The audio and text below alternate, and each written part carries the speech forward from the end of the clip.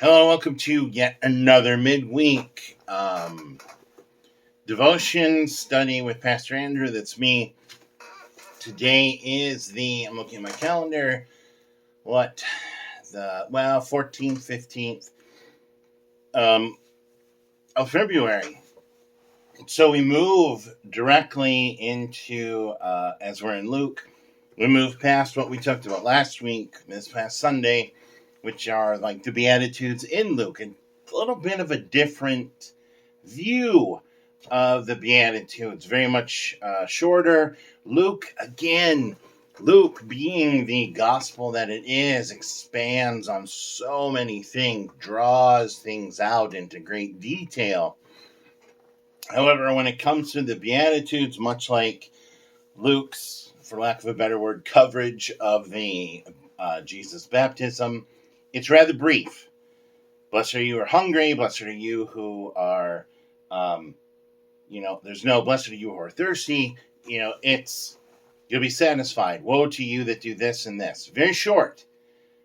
But then Jesus continues this week, Luke 6, 27 through 38, with, but I say to you these things.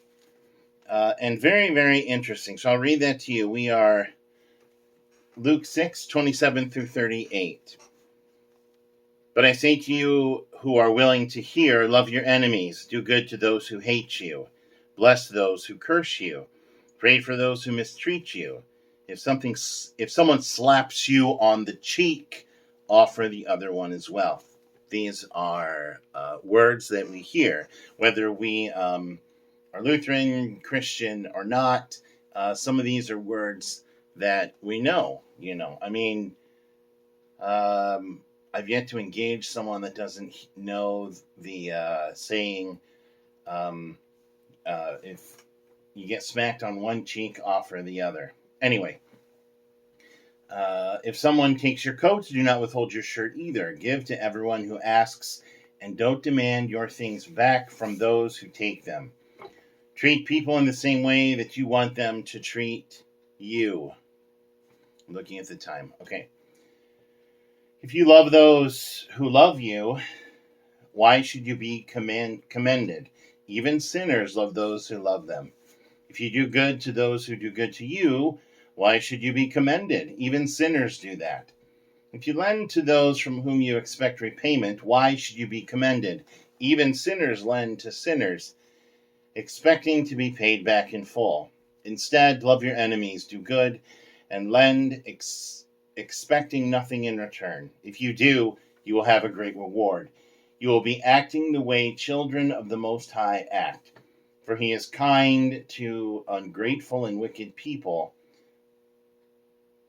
Be compassionate just as your Father is compassionate. Don't judge, and you won't be judged. Don't condemn, and you won't be condemned. Forgive, and you will be forgiven. Give, and it will be given to you. A good portion, packed down, firmly shaken, and overflowing, will fall into your lap. The portion you give will determine the portion you receive in return. So it's interesting because I don't know that I've thought of it beyond or before this year, but there seems to be quite a bit of contrary language in here. Do this, don't expect anything, don't, you don't expect repayment, do things out of the kindness of your heart, these kinds of things. But then that last verse is confusing. Given it will be given to you. Okay, well, what does that mean? And then a good portion, packed down, firmly shaken and overflowing. Interesting what other versions will say that says. No. It'll fall into your lap. The portion you give will determine the portion you receive in return. What does that mean? What does that mean? Again, we look at our daily discipleship, which comes from a brief study that's given, I think it was from the ELCA website, but just some things to think about. So, what main thing do we hear here? Love your enemy, right? Love your enemy. But our focus question, but what does it mean to love our enemy? Great question. In fact, sorry for my hair. Um, in fact, I know this is early in the week, but that is the focus of the sermon coming this Sunday. Ooh, a preview. What does it mean to love your enemy? Let me just adjust that there. What does it mean to love your enemy? How do we love our enemy? How difficult is that? I mean, it's something that we've heard. If we've been connected to the faith since childhood, we've heard it since then. No, you must love your enemies. Um, but what does that mean? Why? Why do we need to love our enemies? Bottom line, again, I was just on the phone and I said this to someone, but it's one of those things these last few years that we probably are tired of hearing, but it is still true because we're in this together, because we are all God's children. I know that might sound simplified, but it's really, it must be the foundation of where we go from here. Where do we go from here? And we must have that foundation. We are all in this together. We are all God's children. God loves every one of us. And even if we can only have a thimbleful of that same or something similar type of love, then we have realized something so unbelievable. I know that might sound pastory, but okay. So we look at, again, the word of life. That verse 627, but I say to you that listen, love your enemies, do good to those who hate you, bless those who curse you, pray for those who abuse you. In the Gospel of Luke, prayer is the center of life for Jesus. In chapter 6, Luke describes Jesus ascending to the top of the mountain to pray. In fact, he spends the whole night in prayer to God. On the next day, Jesus calls his disciples together and chooses 12 to be his apostles. Interesting. And I wonder what your take is. Maybe after a couple years, I'll finally get some comments. But whenever I do confirmation, whenever I teach that, the question is, what's the difference between a disciple and an apostle? And then I say, well, there's really no difference. But maybe what some might say is a disciple is simply someone that follows the teaching. Okay. But an apostle is someone that takes perhaps another step and teaches themselves. And then as Lutherans, of course, we believe in the priesthood of all believers, which means all of us can go out and can spread the word. We all have been given the gift of, in a sense, outreach. This is what I believe, and I want to share that with you. This is and I want to say not in a forceful way, but what I found is, and this we just talked about this in the sermon, or at least we heard it. It's the idea that when we find ourselves in those places of, where we just don't quite understand what's happening, and we start to ask those questions of, why is God letting these things happen? Or perhaps we get, let's, for example, say, get a health scare, and we go through that whole process in a sense, a suffering process, we're suffering, we're in the midst of things, or we have a close call and we come back from that. If you're in a friend of mine was in a horrific car accident, in the hospital for a very long time, physical therapy, in order to gain back some of their walking ability, etc. But they were so thankful, that's done, and it's that moment where you just, you gotta savor what you have, connected to Sunday, this last Sunday, the blessings that we have, which are always there, but sometimes, we take for granted every once in a while. I hope I explained that all right. So, well, I totally forgot where I was going with it. But it's appreciating that and then teaching, but in a gracious way, I would say. Oh, that rhymes. So it's that teaching and it's sharing, and it's when and a lot of times it's when things happen that we don't even realize that, in a sense, the Holy Spirit is working through us. At least that's how I would define it, to help someone that might be going through something that we went through, or just to simply be there. I hope that makes sense. So Jesus then descends that mountain. He stands on level ground with a crowd of his disciples from Judea. See, disciples would be simply followers.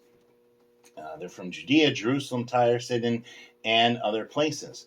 They came to be healed of their diseases and troubles. We heard that last week. Trying to touch Jesus and receive some of his mighty healing power. Jesus indeed heals, but he also teaches the crowd. This teaching on the plain is also found in the Gospel of Matthew, but there it is referred to as the Sermon on the Mount. Interesting, see? Luke doesn't call it that. It's just simply a moment of teaching here from Jesus. Hear these words, but really it's listen to these words, because hearing and listening are different. They came, I said that already. Jesus heals, but he also teaches. This teaching on the plain is also found in Matthew. Whether Jesus is on a level field or a mount, he begins with a series of blessings or beatitudes, followed by an invitation to listen to the heart of his message. It's interesting, describe that scene on the plain as Jesus healed and taught. In my mind, that's a wonderful question that they're asking, because in my mind, I have several. I think in one of the other devotions I brought up, as he's preaching, because, of course, Sermon on the Mount is also in, at least in Matthew, I don't quite remember in Luke, when the feeding of the 5,000 plus happens. So you have 5,000 plus people at the base of this mountain. Jesus is standing on some rock, and he's delivering this huge sermon, this huge teaching moment. And you have the Monty Python take on it, where people are way in the back, and they're like, what's he saying? Huh? What? Love what? I think he said this. So I have that scene in my mind, but then also I have this scene that with everything he's saying, it just seems to be in a more intimate surroundings. He's sitting there. The ones that are being healed are, laying on a. I'm reminded of the story where the friends bring their other friend who is sick and cripple, right?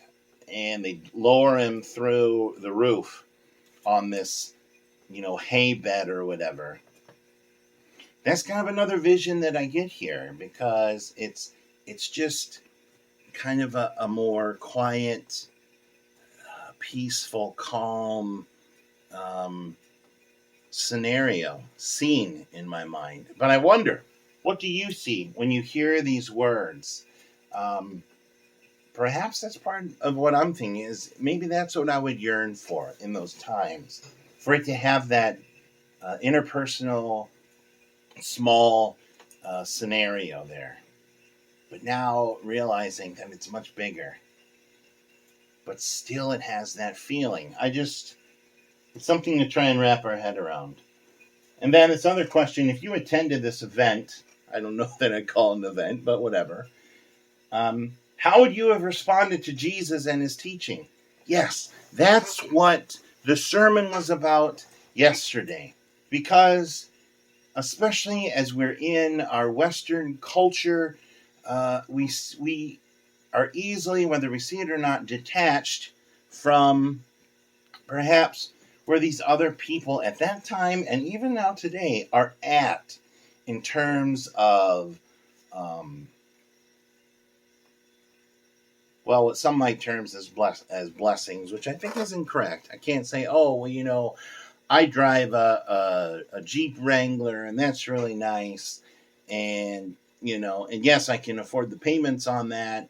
I look at the stuff around my office, and it's just, maybe I paid for this, or this was a gift, but I was given a gift. The possessions that we have. I think in our Western culture, we get too stuck on that, even if we try not to. We say, oh, blessings are like possessions. Blessing, I mean, you look around my office here or any other pastor's office, I've seen quite a few, and there's just nothing but books. There's just nothing but books. And some of these books I look at, like, I have a copy of what's called the Jerusalem Bible. That book sells, at the time that it was published, that book sells for $200. I didn't pay that, but I have that. It's these possessions. It's these, the the things that we see on television. I mean, we love to watch HGTV in my house. That in itself, that we're able to watch that and monetarily pay for it. Um, it's. I think we get stuck on that. Even now, it seems that I'm getting stuck on it. But it's more than this. I'm looking at the time. It's more than this. It's, um, how do we react to that? How do we react to these words? Because if we take them at face value, Jesus is saying. I mean, let me go back here. Jesus says, "How terrible for you who are rich, because you have already received your comfort." In many ways, I'm rich beyond belief, and I can sit here and be like, oh well, I'm not a Bill Gates or some of these billionaires, and so it's like I really don't have anything. They can just have whatever they want. Really, I can have whatever I want. So what does Jesus? What do his words mean to me? Do you know what I'm saying? And then I think about. I think about when I visited, this is a long time ago, I visited some countries in Africa. I mean, in a sense, you go there, and our Western culture has taught us it's like, oh, these people are just, oh, it just must be such a struggle for them. They just live in such poverty. They don't.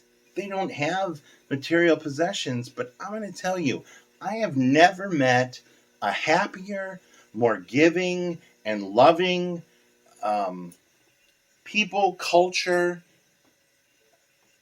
in my life. Uh, it's those things just don't even occur to them. What occurs to them, especially when you talk to those, well, not even those that are Christian, but I mean just people in general. They are just open and welcoming and loving. It's just to this day, and it's been over 20 years since I've been there. I can't wrap my head around that because, and this is what perhaps we get into, especially as we get to Lent, we are so ingrained to have this um, self centered belief. Everything's about me, etc. But it's not, it's bigger than that. And that is Jesus' message. All right, I went off on a tangent and rambled. Jesus wastes some time and gets to the heart of the teaching with these imperatives. But I say to you that listen, I love that.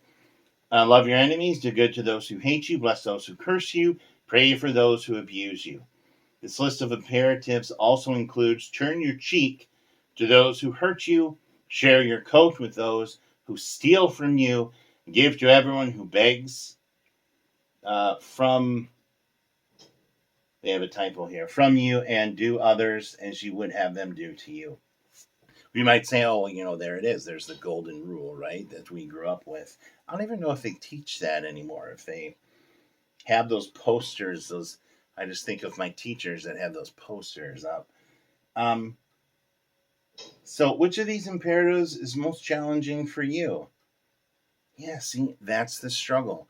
Not only does Jesus lay it on thick, honestly, here with, if you're rich, well, you got what's coming to you, and if you didn't help so and so, then da da da, it's not good. But now he's saying, listen to this: love your enemies, those who you revile and who revile you. How do we pray for them? How do we take something again that we may consider, in a sense, an intimate task, and include those people that we absolutely cannot stand, and those that have judged us and we have judged them. How do we include them in something so close to our core, behind the walls we put up, right? Jesus is saying, let those walls down and just be open. Good golly, I don't want to do that, right? But, and that's a challenge. So here's those questions. Are these challenging for you, and how so? Why are the teachings of Jesus so challenging? I love that question. We're going to end with this because I've talked for a long time, almost 21 minutes. And that's, I think that gets to the heart of it, and something maybe we don't hear enough. I preached a few weeks ago that it's nice that Jesus and the Gospels can be very lighthearted. It's wonderful that if we think we can come to church and it's just all rainbows and butterflies and niceties, and we're going to leave and it's like, oh, God bless me and everything's super. It's good to hear that. We can't let ourselves think that because we leave church and we feel so happy, that surely we can't mistake that all as God's grace, because everyone in the world has God's grace, even those that are struggling with everything and have big problems. Everybody has issues. But Jesus' words, the gospel must challenge us. It must make us uncomfortable. If it doesn't at times, then we aren't really listening. We aren't really listening. And it's not, as I said last Sunday, it's not, you better do this and this, you better change your life for this or else. It's simply Jesus saying, you're living this way, right? And he doesn't even come at it and that's the thing. He doesn't even come at it as we might say judgmental, where, well, you're doing these things, like the parents or grandparents or what have you talk. Well, you did this and now this is going to happen. It's not that. It's, so you're living this life. You've made these choices, right? You've done these things, right? How do you feel about that? Is that really, are these outcomes, are these things that have happened the way that have they happened the way you want to? Have you, in a sense, do you wish you could do things different?